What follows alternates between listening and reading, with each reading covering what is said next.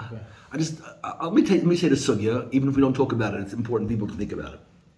So this week is the sugya in Emor, the laws of the Kahanim and Karbonis that are Baal Mun. The problem that you're not makriv, a kohen doesn't serve if he's a Baal Mun, if he has physical blemishes. So I think it's a perfect place to talk about this issue. Why does the Torah care so much about physical appearance? Like, why is that? Why is that part of a moral document? Right? It's an important question. So, what's the typical answer? How do you answer? And the answer doesn't really answer. It just opens up a very deep discussion.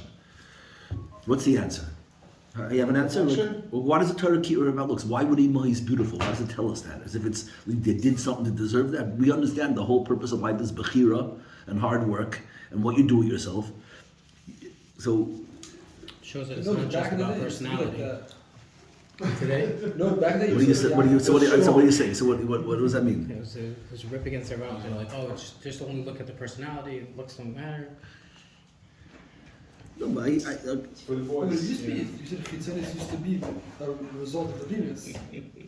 Yaakov was strong. Okay, so I guess that would be a teretz. That would be a teretz. I don't say that. I don't know. I said that? I don't think I said that. You said it from the Mayas and Yaakov, lifting the rock. That what? He was strong. So that was mixing up. That was somebody else. That was mixing me up. Sure. I spoke about Yaakov and the rock, but not about how strong he was. Think about it, you'll see it with somebody else.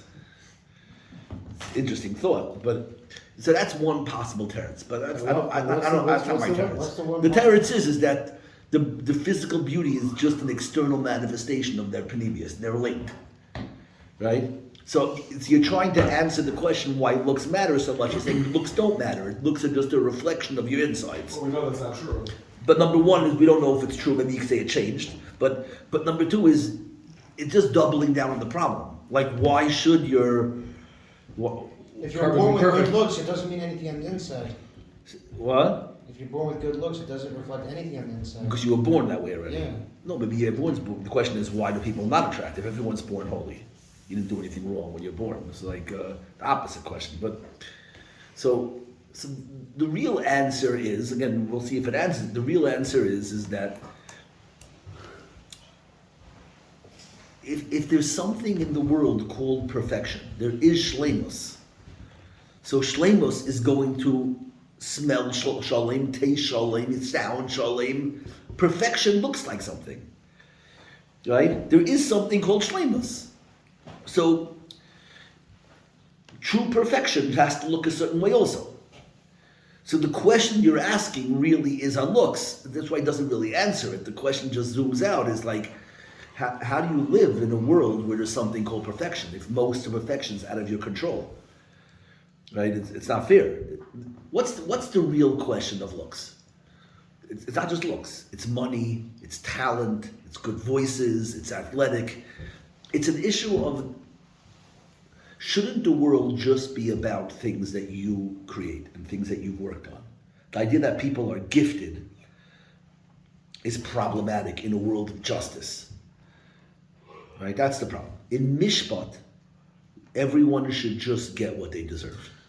Right, but aren't we assuming as a hanacha, my issue choice, that meaning that we can't fully see the world, meaning because then there's the rich and the poor, meaning there's the question by Shabbeinu asked, right, that it's Hashem said I'm going to have to take part of the world. So let's say looks, right? That might be that question, but meaning, like it's all interconnected. So what are you saying? Meaning, so for example, like people, let's say wealthy men usually get pretty women, right? And the kids come out looking like a potato, you understand? Because it doesn't fit. The rich guy, is not necessarily beautiful or whatever.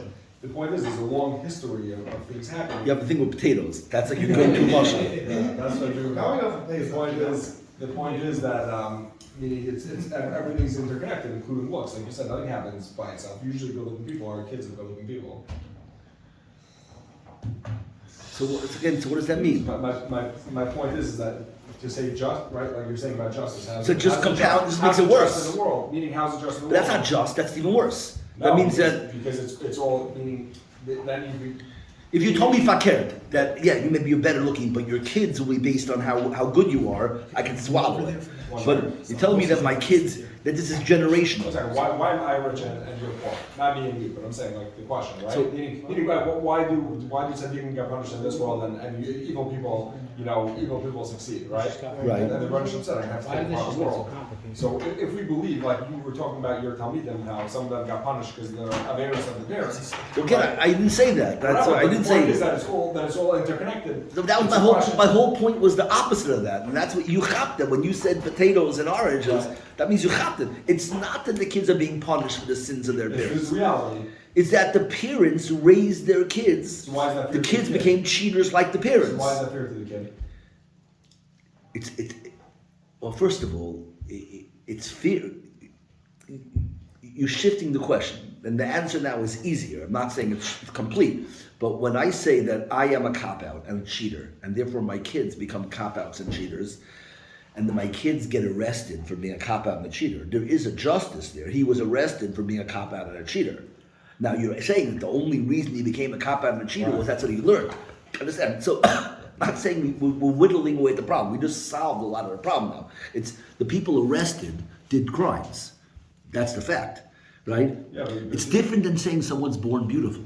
Being born beautiful is not the result of any I deservingness. completely disagree because I think if I'm born in a good family and somebody raises me correctly, the likelihood of me succeeding and let's say not having issues, etc., is much higher, which is completely out of my control. The same thing as looks. Meaning it's It's not. basically It's the not. same First of all, thing. it's not. It's Well, why not. do you deserve that? It's not. It's This- definitely. This question applies to both. It's definitely on a whole different level. Again, I'm not. We're gonna flesh it out. I would rather be ugly and grow up in a good family, whatever. But the issue isn't which thing is better to be born with. The question is that which thing is exclusively a matter of birth, and which thing is a composite of birth and lifestyle. You are a boicher, and the fact that you were born to a certain family doesn't mean that you didn't go through 20 years of choices, and you didn't see your father's hypocrisy, and see how he got away with it, and feel compassion for the people he hurt, and you still kept on. I understand you had to dig out of that hole.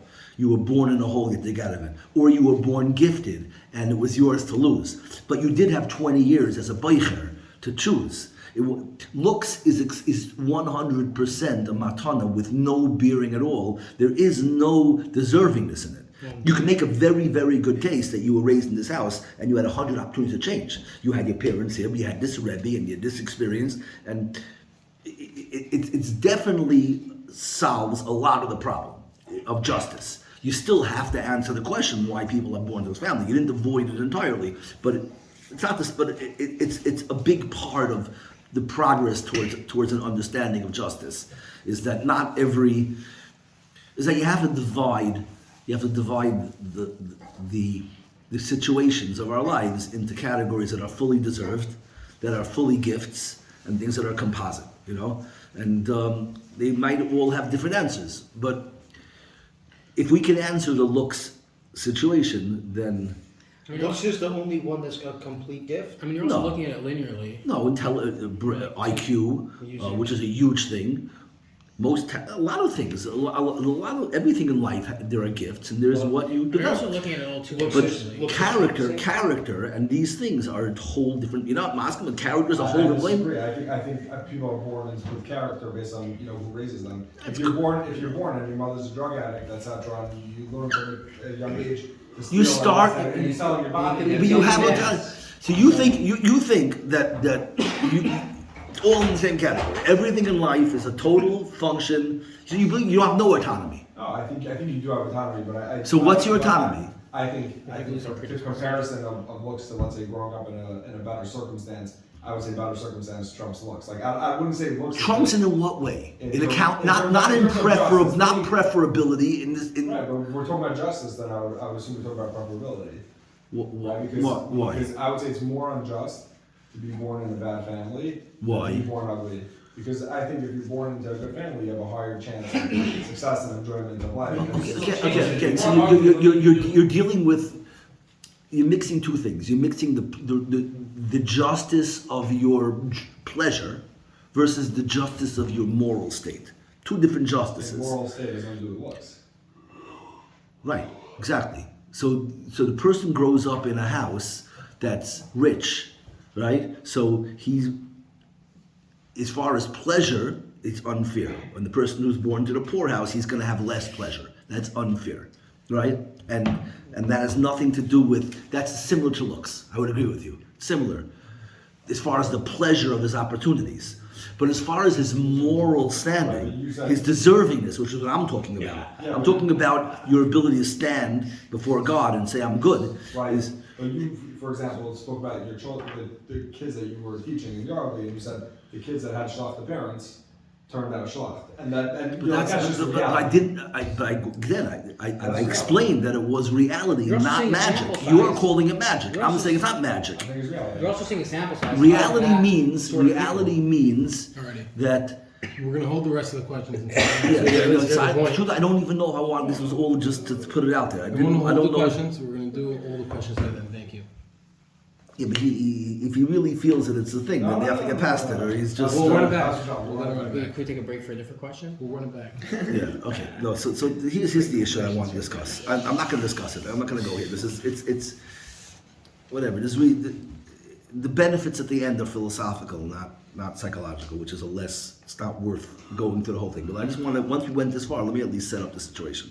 The situation is that in life there's a trade-off. When things are totally based on your performance and your struggle, your lefum tzara agra, let's call it that. Lefum tzara is an amazing idea. Wow, it's total justice. Your reward is based on how much work and effort you put into it, how much it hurt, how much sweat. That's called justice. The problem is if a world is based on tzara agra, so what are you saying then? That there is nothing called reality. Meaning the guy who gives $1 million tzedakah is no better than the guy who gave $25. If he was richer, this guy's a rich guy. The guy who gave 20. I understand in the lefum tzara agra system, which is beautiful and fair. The guy who gives $25, if he only has 50, is a bigger tzaddik than the guy who gives $1 million if he has 100 million. That's in the tzara agra. But in the fact of what you accomplish in the world, the guy who did $100 million, look what he built. So that means that there is, if you're going to say that the reward is based on effort, then what about reality? What about what you accomplished? What about the guy who finished Shas, and the guy who had a learning disability and put in much more work and cried and said Tehillim and daven to Hashem and knows nothing? And this guy came easy, and he knows Shas. So I understand easily, we all can understand easily the argument that the guy who doesn't know anything has a bigger chilek on Hama. But if that's the case, is there nothing to be said for the knowledge of Torah? So Torah is just a prop. If you look at the world as based on effort, then what you're really saying is that everything's a lie. Everything is just an arbitrary rule for you to have an obstacle course to be judged on. But there's no real value in knowing Torah, it's just how hard you worked. On the, what are you not hearing? I don't hear why it's a contradiction. There's a great value to learn Torah. There's an even bigger value to someone to break his balls to do something that he can't. So how do you have both? I understand in words you're allowing there to be this great value to knowing Torah. That's nice, but there's not really. Not really, because the only thing that matters doesn't matter at all how much Torah you know. It does, it just matters more about how. No, it doesn't matter anything. If you get any more Olam Haba based on your more knowledge Torah, if you were smarter, that's not fair. You can't have both. Either it's total justice based on effort, or there's a value to Torah. If it's based on how much Torah you know, then you're automatically cheating the effort thing. Is there a way to have both? Think about it. There can be two systems. What? There can be two factors. But any time that is another factor that is not based on effort, it's not fair. So and these are and it should bother you both sides.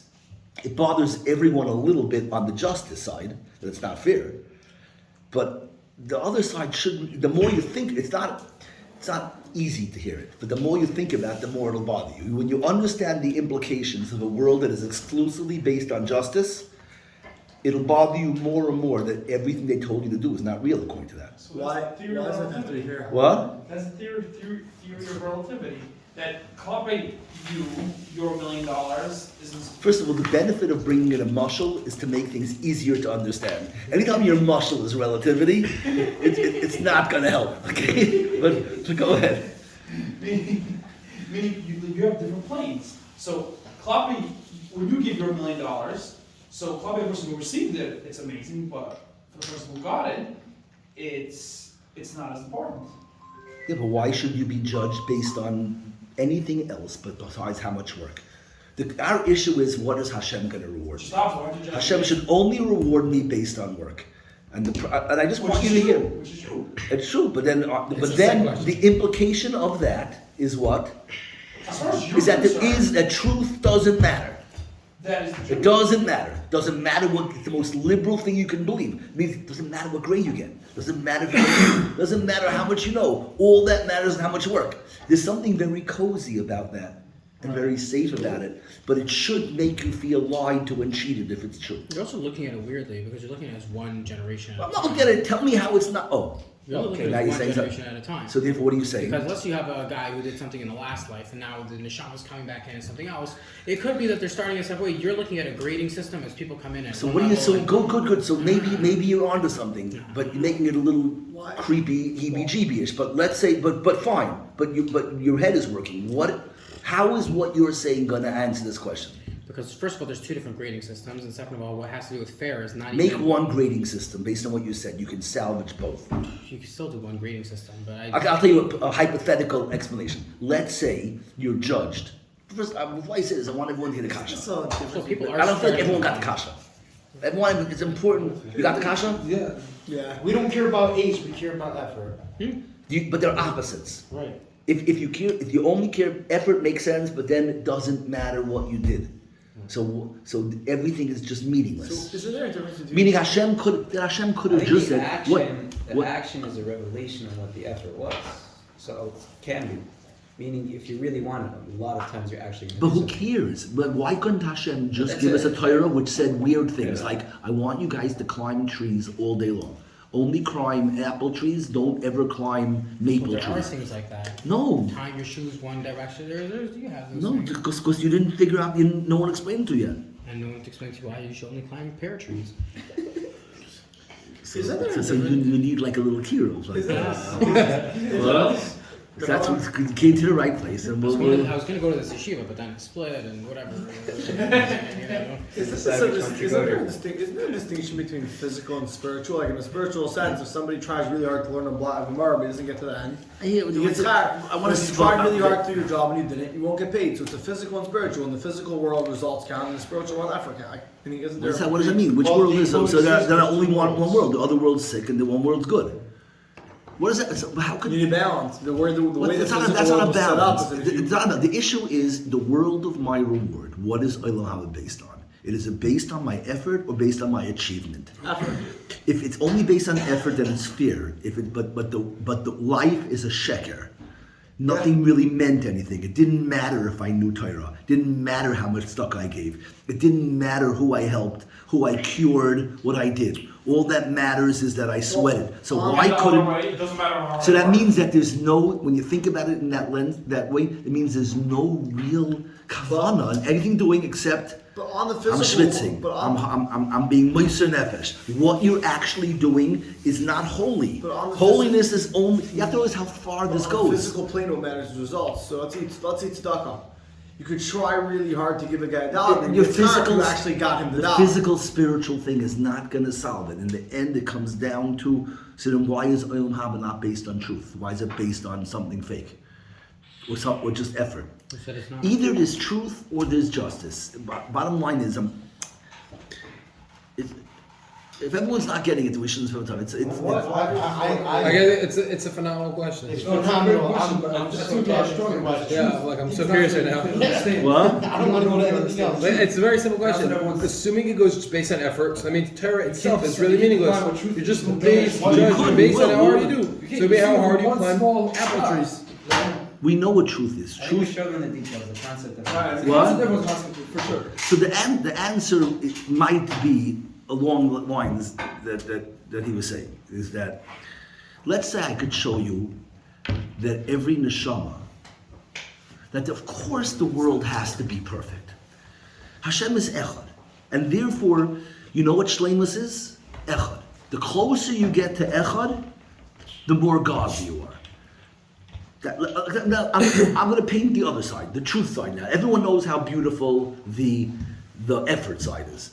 The truth side looks like this. Hashem is Echad. He's perfect. And therefore, the more godly I am, rewarded. In order to say the effort side, what do I have to say?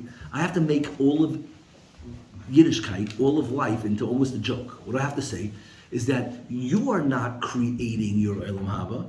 You're doing these acts. Hashem gives you checks, and you cash in your points, your gold stars, for prizes in Elam Haba. But you're not actually creating it. If you look at the world as MS, as a perfect thing, and mitzvahs are being perfect, then you are creating your Elam Haba, and it's beautiful in that sense. My life is actually creating my experience. It's not arbitrary and artificial. I am building my Elam Haba. And the more perfection I create, the more my world will be perfect. So that is a result of the truth way of seeing the world. And that's beautiful in that sense, that I'm not just putting on tefillin, I'm not just giving tzedakah, I'm not just doing chesed. The world that I'm going to live in is a world of that chesed. I'm going to be experiencing, right, all the form that he describes it, nefesh hachayim, that all your mitzvahs are bricks and you're building your palace. And that's a nice idea. So that for every mitzvah I do, there are window mitzvahs, door mitzvahs, chimney mitzvahs, and your house will be as complete as your life was. Imagine if that was true. The problem with that way of seeing the world is if I'm not a good builder, it has no moral implications. I have two left hands, then I'm going to have an ugly house. That's not fair. So there's a beauty to knowing the truth way of seeing the world, that mitzvahs, Torah matters. It's not a joke. And his rayas to that is that God is perfect. So when we are being good, we're being godly. So there is something called good, which is acting whatever God is. I could give it words, and we've done it in Shurim, that Hashem is Echad. So all goodness is Achdus. The more unity you create, right? The more you put things together, the more perfect the world is. And beauty is one of those things. Beauty is physical unity, symmetry, right? When both eyes are the same size, and my nose isn't twisted, or whatever it is. That's just a physical way that unity looks. Unity matches, doesn't clash. It sings on key. It's going to be perfect every way because it's perfect. So if I live a perfect life, my life will be perfect. So that is the beauty of one side. The problem is that why should I suffer for my weaknesses? The other side is so fair, but it makes my whole life meaningless. So the answer will be something along the lines, not magical. Magical, I'll explain it in a magical way. It'll be easier to hear it, but to flesh it out in a rational way is doable. But imagine that everyone, I'm going to say it in the way, let's say everyone got 5 chances in the world. And the sum total of all the ways that you were born was every skill set. Let's say one time you were the best looking guy in the world, one time you were the worst looking guy in the world, one time you were the richest, one time you were the poorest. The sum total of everyone's experiences are going to be identical. So then the only thing then we will judge everybody by their shleimus. But the only thing that will separate your shleimus from someone else's is what? Effort. Is your effort. In order to have that, everyone is going to have to ultimately have all the opportunities. And that is where they both sink. Of course, reward has to be based on MS. MS is the real thing, of course. How do you answer the question of fairness? And the answer is everyone gets the same tests. And therefore what separates you from someone else is nothing else besides the effort you put in. How do we understand that everyone has the same tests? So that's, you have to flesh out how that works. But ultimately that's the way it's going to work. But it's an important discussion. You hear what's a philosophy discussion, but it's important to do it because you hear this, Sugya? You want to pursue this more or do something more kishkasi? Any questions on this? You hear it? You want to explain the answer again? What? You want to explain the answer again? That everyone's presented with the same scenarios? Everyone's presented the same... Meaning if everybody got... But that's not true. If everyone got a chance to be the rich guy and the poor guy. Agreed. So, Well, who said assuming you have to have equal hypothetically, if that is true, then yeah, only effort is going to differentiate between everyone. Who said you have to get equal And but opportunity? is like that the same? Is that true though? So what's going to Oh, happen? you're saying meaning we have to say that is true. Equalizer. Figure out how that's true, and that's where you're going to lead Well- them. It's not true by you, but it's true in the last 12 generations. You guys have shared opportunity. Okay, well, one answer, easy one would be Gilgulim, which is Well, what does that I don't. mean? What does that mean, equal I might opportunity? accept it if you redefine Gilgulim. Is that it's not like well, again? You could. I'm not going to here to debunk Gilgulim. Of course, these things are true. I'm not going to argue with Arizal. I'm just saying that I only give shiurim on the things that I can explain. Things that I can't explain, there's no sense in me giving a shiur on. I have nothing to Why does add. it have to be equal Weren't opportunity? we initially all one neshama in Alava? Yeah, other Okay, so that's another way to understand Right, that so all of we're us. turning into like this individualistic idea, but who said like life's about you? Meaning you No, have your the part, life is- the broader picture, and we're all really No, one so shot, that's we're all connected. I was good. gonna say same thing, So it's but- okay, but then that's not a simple thing. You're gonna have to flesh that out. That ultimately that is going to be the type of answer, but you're going to have to give more havana. That doesn't just sound trite.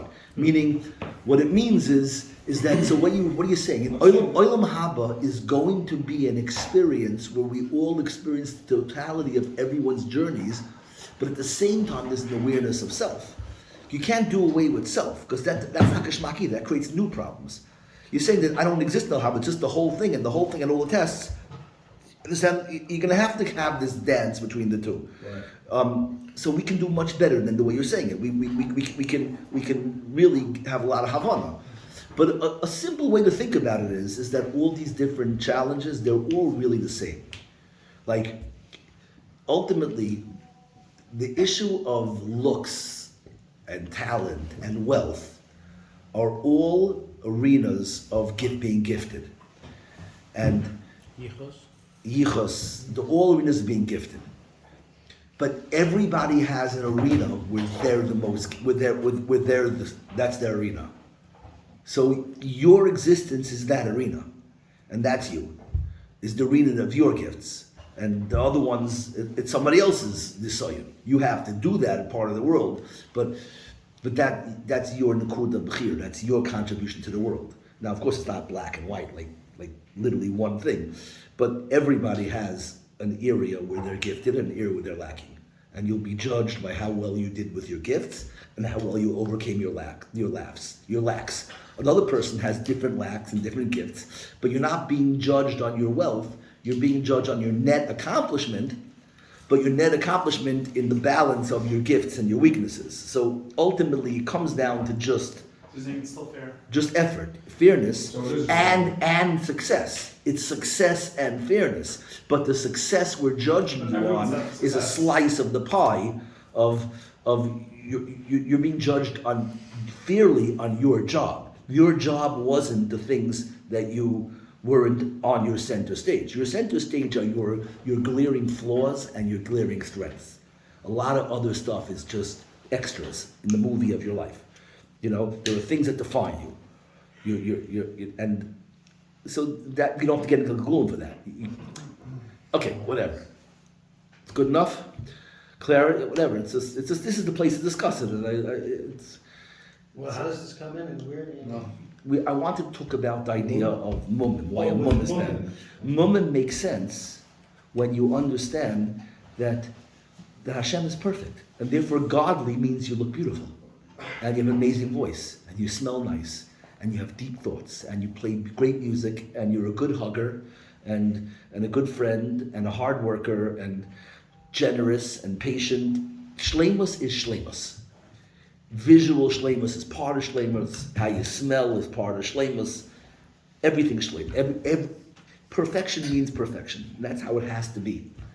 Because Hashem is, and that's really what echad means. It's a different shmooze, but you've heard of me. Echad means perfect. So that's the truth. So then the question is, how is that fair? How is that fair? So mumim are real. The way it's fair, I'll just switch it. We started off, everyone starts off, that they hear the fairness side, they don't hear the emes side. So this week's parasha gets you to the paradigm where you hear the emes side, and now you have to be able to fit in the how could Hashem Mamish, you could switch the question around. How could Hashem judge you and reward you based on effort? It has no bearing on what you actually accomplished. It's not true. Like, how could I give you? We make fun of liberals who stop giving grades on tests, and you get a failing grade. They go, no, you got an aleph. It bothers us in a certain way, and that's just in school. What the godliness? It's not based on effort. What? It's based on nothing. Well, maybe it's based on effort. It could be. I'm sure there are teachers who give their grade based on effort. A kid who does nothing and doesn't try, they're not going to work so hard to give them a good grade. Maybe they will. I don't know. I'm not talking about that teacher. I'm talking about a teacher who has it's a very good instinct in the teacher to want to reward a kid's effort.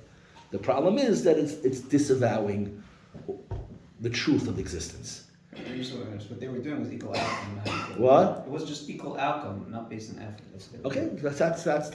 I'm not arguing with that one. I'm not arguing with the good one. Was the modicum of goodness there. I'm just saying this week's parasha switches the conversation when we start to the opposite side. It's saying that obviously a kohen has to act differently. Some way you act in a mikdash. A mikdash is more perfect, more godly. Something called more kaddish, more spiritual. Something called less spiritual.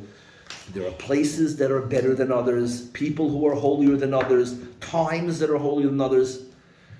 Right? There's everything.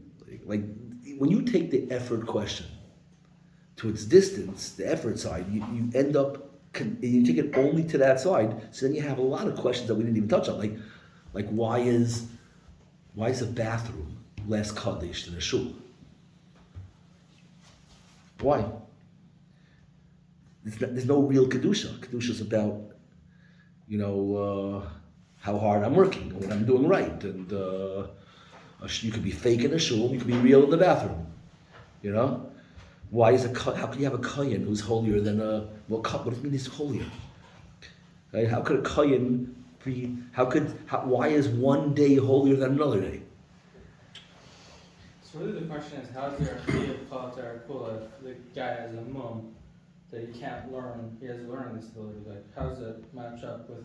But you also, I understand, but so that's a very good way to illustrate the answer, because nobody has everything. A kohen has kohen mitzvahs. You'll never eat truma. You will never, hopefully, you'll never be a nida, right? You'll never. There's a lot of things. A woman is never going to have a bris, right? It's never structured towards that certain. I understand. So everybody has access to certain part of the puzzle, and that will be affected by your effort, but it's a beginning of working towards the answer, the realization that not everybody. That's obvious. Not everybody has the same opportunities.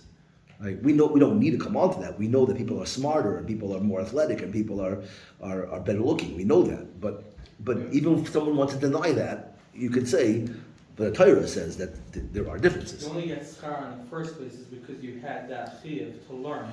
So, and that's why everyone gets the schar, because they try reaching towards the end goal of Kala Kula. They didn't have that chiyuv, there's no schar. Depending on how much they learn. But I'm saying the chiyuv is not artificial. The chiyuv, see, that's important. In the emes world, you don't need the word chiyuv. What creates the chiyuv in a world of emes? You hear the question? What creates chiyuv in a world of effort? And I need chiyuv. I'm going to tell you this is what you got to do. Because you just judge on effort. So what do I put effort into? But in a world of emes, you hear why you don't need the word chiyuv? Why not? What creates obligation in the world of emes? The results. But what creates the obligation? Reality. Emes. There's something called emes. Like emes is I want to. It's a real thing. I don't need a command. You don't need commands in the world of emes. What commands you in the world of emes? The universe. You understand that? It's a. I don't know how to explain it better. It's. You have a good way to explain that? You hear that? You understanding it? In a world, if there's something called emes, truth, God, there's God. So do I need to command you anything? Do I have to tell you what you're required to do, or just let's say I tell you there's a God? That's like the Mashiach take, sounds like. No, I don't mean a mystical. If I tell you there's a God, What does that tell you about what you're supposed to do in your life now? Any deductions what you're supposed to be in life? Or God has to tell you what he wants? Literally, he has to tell you. We say we got the Torah. Well, why does he have to tell you? Not for the same reason he has to tell you in a justice system. The reason he doesn't have to tell you normally, he wouldn't say he doesn't tell you because, hey, you want to be godly. If there's a God, it means something called perfection. Something called perfection. I know exactly what I want to be. I know what perfection is. It's God. You don't need to tell. I only need to give you a shopping list when it's arbitrary things. When there's something called the goal, so then I know what I'm supposed to be. You don't need commands. The only reason you need commands is to help you figure out what God is. Right. So the Torah is the knowledge of God, and then they'll know what to do. But the reason to do it is not because I commanded you. It's because there's something called shleimus. Yeah. If a person gets married, you may need to read a book on marriage to show you how to make your wife feel honored and safe and loved. But you don't need the book to tell you that those are the goals. You know what the goal of marriage is, to be one, to become totally one. That's what marriage is, right? So you don't need... So the truth is inherent. It's essential. It's the essence. Sweat is not inherent. Sweat could be anything. It could be someone that's told a sheker. So you can need commands for that. Okay. I feel like you understand that. You understand why it's important talk and why we didn't really want to do it, because it's philosophy. So a guy who's not as smart doesn't have as much shleimus from the fact Exactly. that he's missing knowledge. Missing knowledge. Doesn't know as much. By the way, in Talmud Torah, in the morning we make we make three brachas, but the two brachas. What are the brachas? Talmud Torah. These two things. La soik b'divrei soira, which means what? Sweat. The sweat. Hamalamed Torah lamla Yisrael. Right? And one mitzvah is to know it, and one mitzvah is to schwitz in it. And it's both. But it's the same Torah, so you have to know how those go. That's what is a third bracha that ties into it. There's one way to have both. Really, you have both together. Most things in life, it's very good to flesh it out, because in the end, shleimus is to understand both sides. Every time you think, it's good too, every time you think you know something well, or you think something's beautiful, you have to find the opposite thing and learn how to defend that, and show how that's just as beautiful. And then you can get the shleimus. And then shleimus is the synthesis of those two opposite beauties.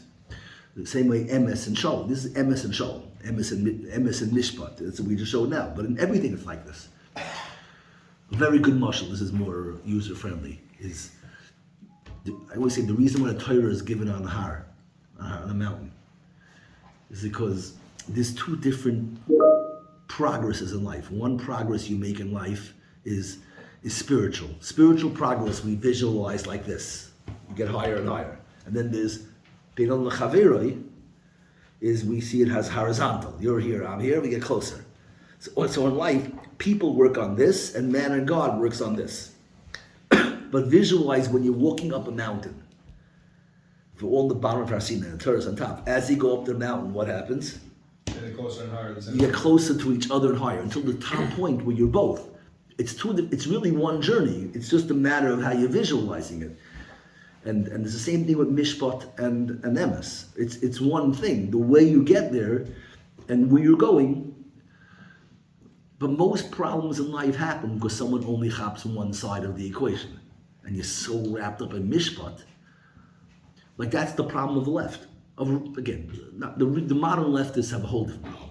But the original machlekes of conservatives and liberals, this is the machlekes.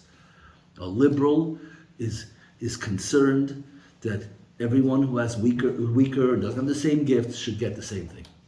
And they're concerned with fairness. They like the brach of laslik b'divrei seira, and everyone should have the same rewards. And then the other side says it's not fair. It's fear, maybe it's fear, but you're dealing with getting rid of reality. There's nothing called success. There's nothing called smart. There's no purpose, no value to truth. There's no value to. So the inability of historically for people, the people who believe in truth are threatened by any compromise for weakness, and the people who want to embrace everyone's pain, they're threatened by anybody who's advocating for absolutes, and it ends up being the wars of history. When that's why there's always a third. That's Yaakov, you know. Yaakov's agenda is the synthesis of those two worldviews. And I used to drive up to Albany one day a week, and Yale another day. They were both 4 hours, and then Penn State. Each one was 4 hours each way. So I had one way I would listen to NPR, and one way I would listen to 770. You know, so one way you hear Rush Limbaugh and Sean Hannity, and the other way you hear all these they don't last as long, the liberal guys, so you only remember their names. Can't pronounce their names either. What? Everybody needs a chance, so they have to rotate. You know, What? That's a chance. So Right. Nice. But you hear both sides. And every liberal, everything they say about the right wing, every right winger is a Nazi. And every right winger, everything they say about the left winger, every left winger is a communist. So the whole world is communists and Nazis, and nobody ever thought that maybe there's an option where we can have both. You know, and that's Yiddishkeit. Is that synthesis? By the way, I'll just tell you, because we're not going to do a different topic anymore. I'll just tell you the beautiful Neis Yisachar. He says,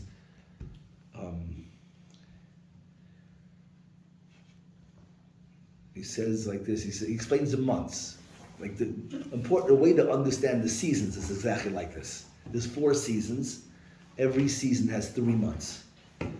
So 3 months of any season are the first 2 are opposites, and the third one is the balance. That's the way to learn the seasons. I used to do this shir called Judaism and the Zodiac, your Torah horoscope. In Torah? Your Torah horoscope. I would do it's good for cocktail parties. What's the aside? I'll show you here. I'll show you right now. Nisan, Iyar, and Sivan. So yeah, now. So he says it on Parashat Midbar. Starts off. It says Hashem counts the Jews. Rashi says mitoy chibasam, because Hashem loves the Jews so much. Moina oisam kol shah. He counts them all the time. When they left Mitzrayim, he counted them. When they died by the Egel, he counted them. And now, when they finished the Mishkan, and he was going to bring his Shekhinah into the Jewish people, he counted them again. And therefore, since on the first day of Nisan, they finished the Mishkan, that's why he counts them on the first day of Iyar. You know what Rashi is saying? You hear the problem? What's the problem? Hashem loves the Jews so much, he always counts them. When they left Mitzrayim, he counted them. After they died by the Egel, he counted them again to see how many were laid down Nisharim, how many survived. And then when he wanted to dwell amongst the Jews, in the Mishkan, he counted them. That's why when they finished the Mishkan on the first day of Nisan, right away, on the first day of Iyar, he counts them. Midbar, counting the Jews, takes place on Rosh Chodesh Nisan, Iyar. So the kasha is, if he wanted to count them after they built when he dwelled amongst the Jews, they finished it on the first of Nisan. Why didn't he count them on the second day of Nisan? Why did he wait a month to Iyar? So what he says that every month is a trait. The trait of the zodiac sign for Nisan is what? Is Aries, is Tleh, is a sheep. And the zodiac sign for Iyar is what? It was up to date. Taurus is the ox. And the zodiac sign for Sivan is there's certain things you have to be happy with. I'm not holding it. Gemini is Tu'umin, Gemini. So what's that? Twins. Oh, twins. Star sign. Geminis are twins. So what he says like this, he says every month has its trait. The trait of the month of Nisan is the sheep, because the month of Nisan is about unity. Everything in Nisan is about oneness, about combining. Oh, maybe it's perfect we're doing this. Pesach Sheni is Thursday night. So that's the whole Lag B'Omer. Hashem guides us. This is a Pesach Sheni talk. That's what we're doing right now. Okay. The month of Nisan is amazing. Actually, you'll see it's like perfect how we ended up here. A crazy journey, but this is how we ended up. Nisan is Nisan is the month of unity. It's about the sheep. The sheep travels in a flock. It's all about oneness, getting rid of chametz and matzah, become a nation. The whole month of Nisan is all about unity. The Korban Pesach is a sheep. Iyar is the opposite trait. Every 2 months are opposites. Right? They call it in Greek, whatever. In philosophy, they call it thesis, antithesis, and synthesis. One trait, the opposite idea, and then that's what shleimus is. An idea, the opposite idea, and then the ability to synthesize those two ideas. So Nisan is the month of unity. If you're born in the month of Nisan, these are your traits. You're good at getting along, teamwork, efforts, whatever. The shar is a lone animal. Plows alone in the field. It works its own thing. The month of Iyar is all about self. Unity versus individuality.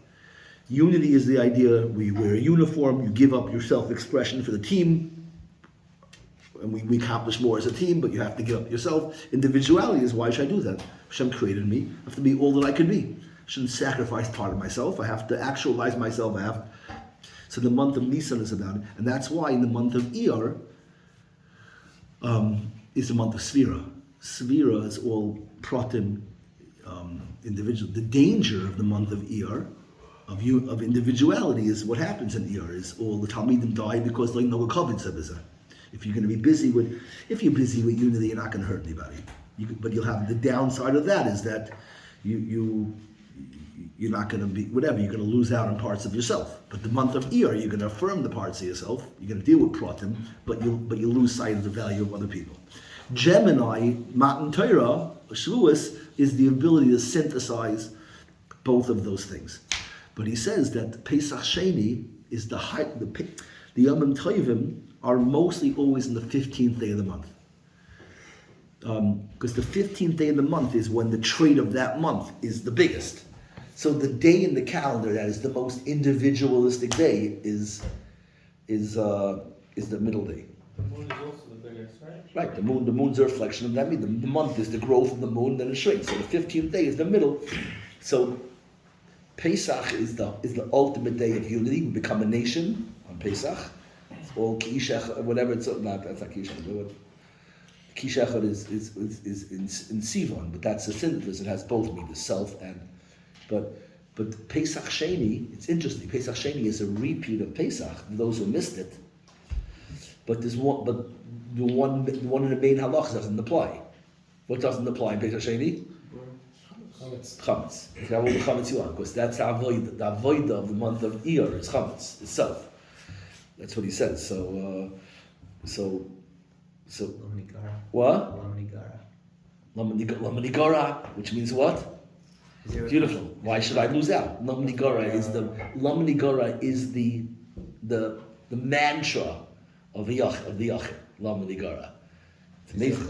What? Was there a chabura with Pesach Sheni? I don't know. Because it's not Ish Selaboyas, it's an individual thing. You have no. So how do they do it? I don't know. It's interesting. As my shrink, do you know which one I am? You're out there. Not only that, but I'm test with my mom, so I'm like the most of it. Well, it's odd. Could be you're adopted and you don't really know, and I'm really right. Could we what? They lied to you. So, yeah. I would trust me. You're out there. Go look at your papers. That's like the most narcissistic thing you can do. It's like, they go, it's like, no, it's not your birthday. You're wrong. So what's your birthday? You want to tell me? You want me to second guess? Well, guess it. Okay, well afterwards. Let me just wrap this up. So what are we saying here? And by the way, this is a good. This I'm is taking you off retainer if you can't figure it out. I mean, what? Because I'm taking you off retainer if you can't figure it out. Okay. All right, I'll give you back double what you gave me.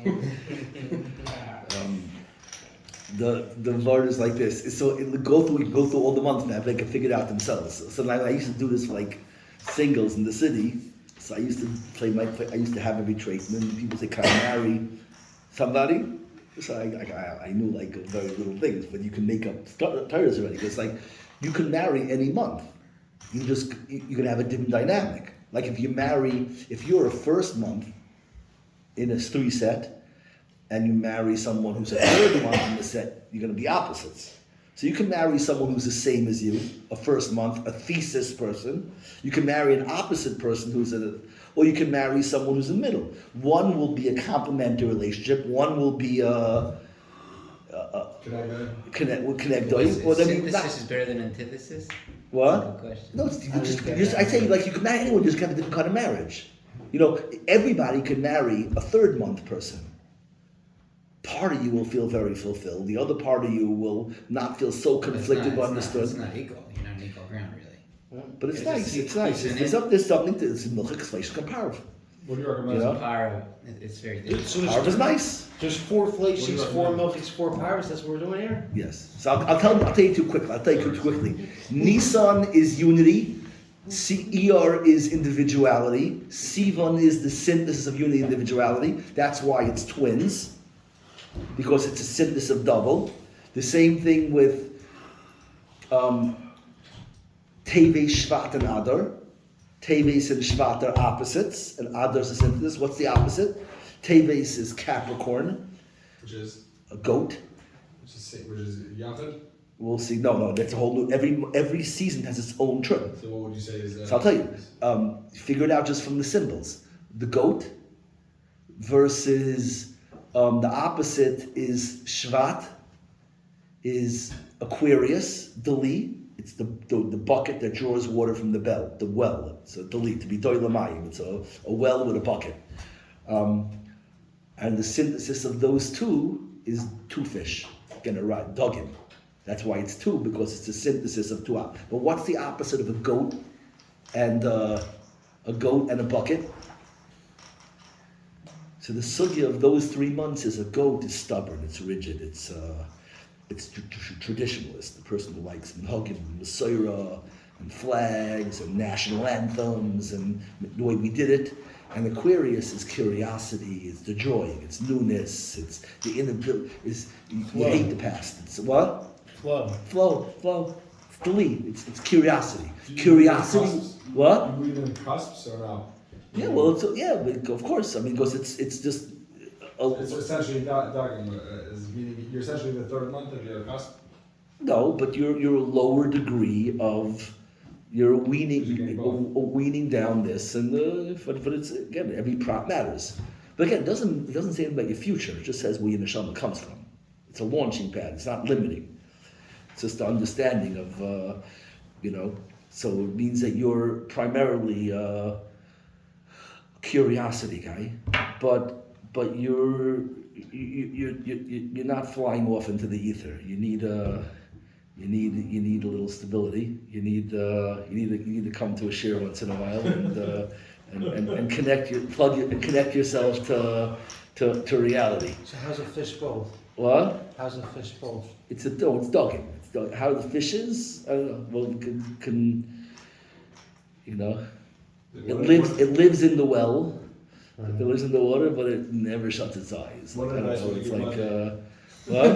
What advice would you give Mother? I mean, that's for me. What are you giving him? Okay, so within the first 3 months, the first 3 months are Tishrei, Cheshvan, and Kislev. So Tishrei is Maznayim, it's scales. Cheshvan is scorpion, and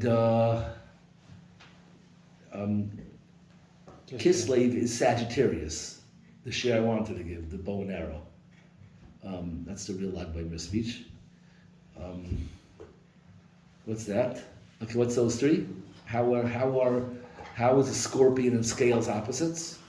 Scales isn't like a judge. Scales is logic, is balance, is cold, just, and the scorpion is passion, emotion, pure emotion, and the synthesis of those 2 is the bow and arrow. It's the passion harnessed in a focused way. It's very powerful. Passion versus what? What? Like tennis. Like tennis? I hear maybe.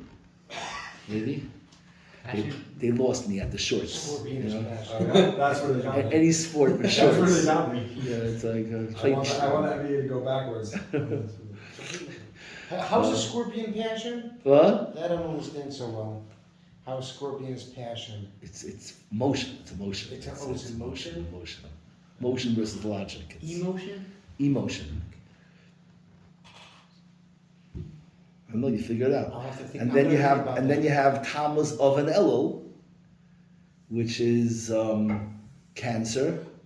Tammuz of is Leo, is Lion, and Elul is Virgo, Psula.